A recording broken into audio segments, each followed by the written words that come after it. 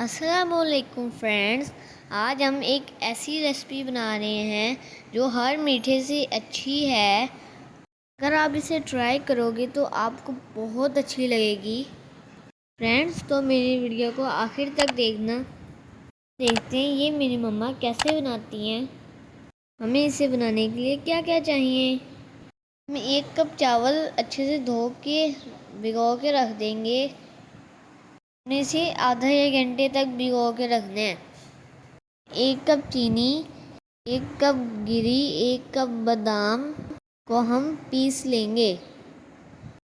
अब हमने इन्हें ग्राइंड कर लिया है। अब हम चावलों से पानी निकाल देंगे। हम एक कपड़े से चावलों को खुश्क कर देंगे। हमने मलमल का कपड़ा लिया है। हम आहिस्ता आहिस्ता इसका पानी सारा खुश्क कर देंगे।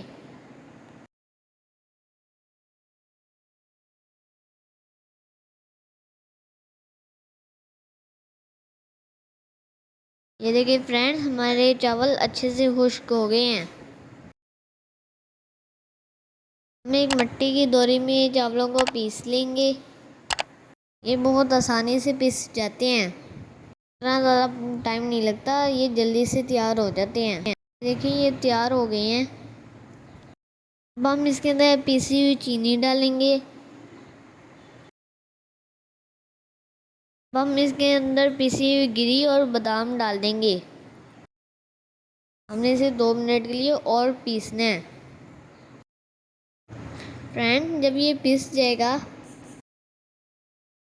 पिस जाएगा तो हमने इसके अंदर 3 से 4 चम्मच मक्खन के डालने हैं और फिर हमने इसे हाथों से अच्छे से मिक्स कर लेना है। फ्रेंड्स, ये सेहत के लिए भी बहुत अच्छे होते हैं।